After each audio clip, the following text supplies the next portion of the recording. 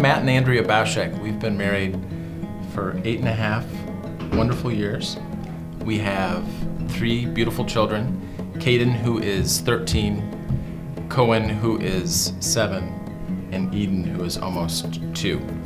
I grew up in Appleton, Wisconsin, and that's not important, but I did grow up in a Catholic household. We went to church every Sunday, but I was really never taught about a personal relationship with Jesus Christ and really what a man of God looks like. And that formed a lot of my early troubles going into our marriage. And I had a lot of expectations going into our marriage. And those were formed by my family. Loved my family, but they were a very poor communicating family. And also a very sensitive family.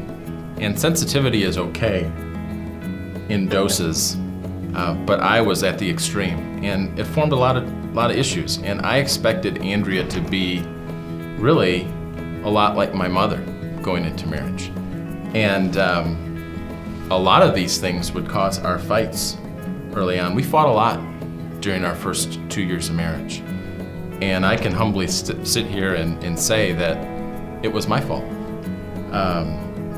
And Andrew was very patient with me. She was very kind and understanding sometimes. I was.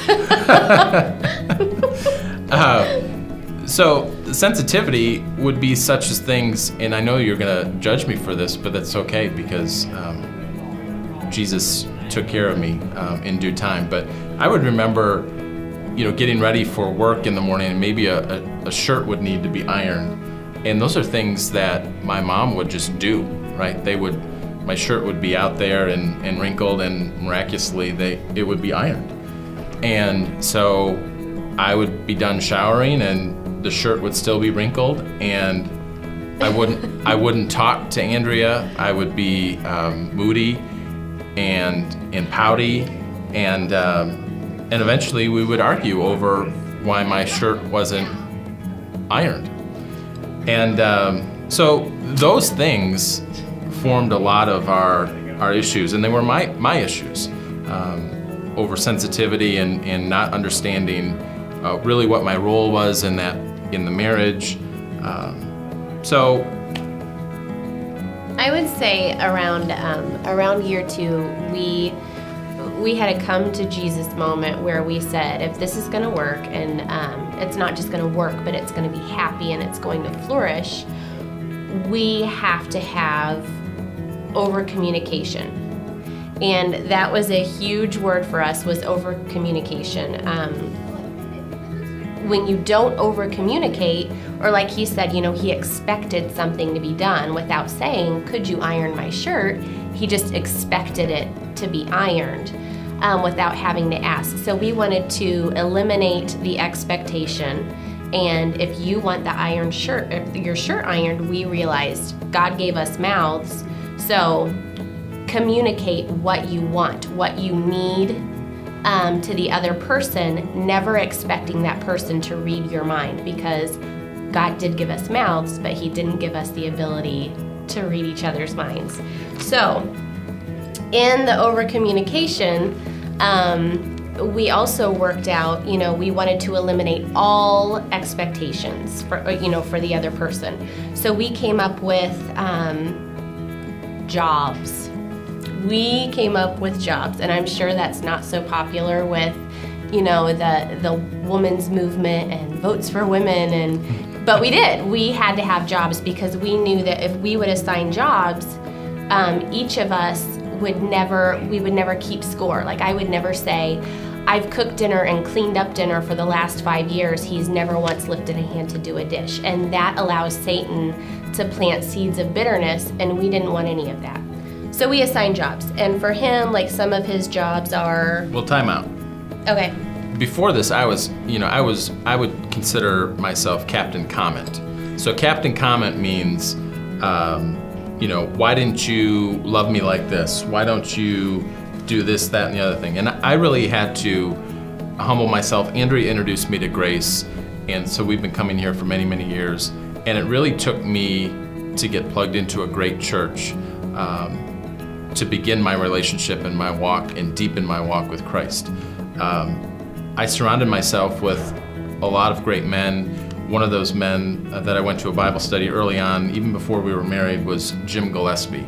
And I saw this man and how he loved his wife and how he treated his wife. And those formed a lot of helpful things as we went on into marriage, and really what it taught me on how to be a man of God.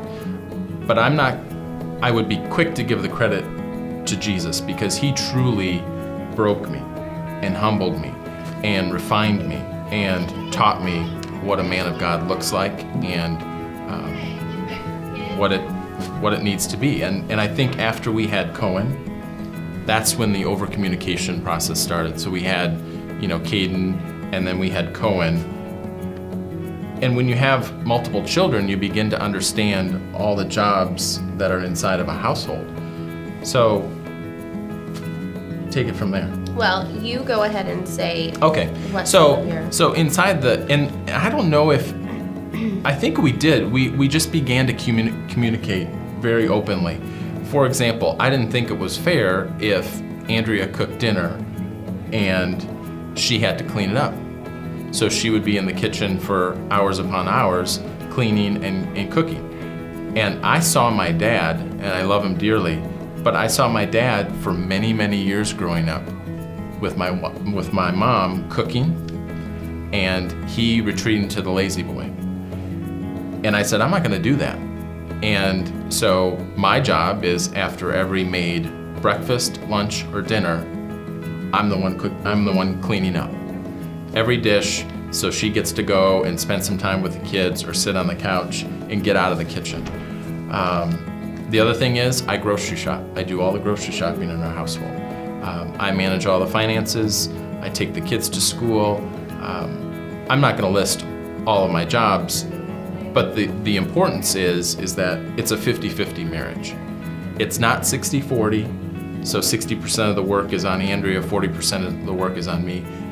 We truly believe in a 50-50 marriage, where the man steps up and takes part in jobs that maybe society back in the day would have said, those are female jobs. Mm-hmm. There isn't a female job, there isn't a male job. It's how do we work together to get this done, and so that both of us are sane, loving individuals to each other and our children. Mm-hmm. I think with the jobs, it was just important for us to realize that, like you said, there are so many jobs in the home for each person to do. But if I'm doing 75% and he's doing 25%, there's a lot of room there for me to grow bitter and angry and resentful towards him, because he's not helping as much as he should. A household wasn't meant for two shoulders to carry the load. So jobs worked well for us, and they have worked well for us, and they still do.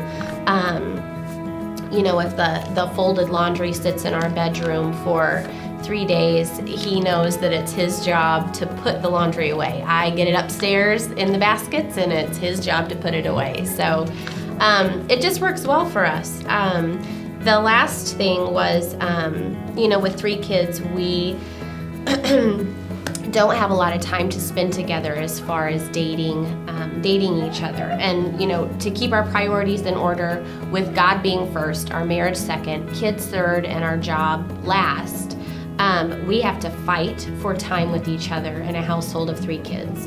So we have instituted a religious experience every night from 9 o'clock to 11 o'clock. It's the 2 of us, the kids are in bed, and we get a snack and sit on the couch for 2 hours, and phones are down, iPads are down. There's no one, doing work. It's the 2 of us together, watching TV, reading books, talking about our days, what's going on at work, what happened with the kids. That's our catch-up time. That's our time to reunite. And we also, we have our date nights, but then we also, something that we love to share with other young couples is love dares. And I think we shoplifted that from the movie Fireproof. But we do love dares, and if you want to take off with Sure. that. And that will kind of close us today in the importance of making love deposits in your spouse.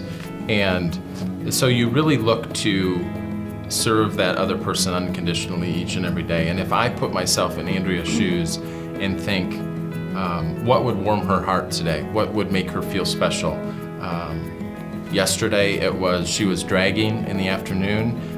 We had a tiring day, and in the afternoon I brought her a Starbucks, just without being asked. It's those little things that allow the other person to know that you're looking out for them. So one of the things that we do throughout the course of our marriage when we write notes to one another, whether it's cards or letters or emails, is I look forward to growing old with Andrea. And we're best friends, and God has truly brought us together, and we feel blessed by that. We're not experts in marriage by any means. We've been married 8.5 years. We learn every day by how Christ is growing within us and teaching us.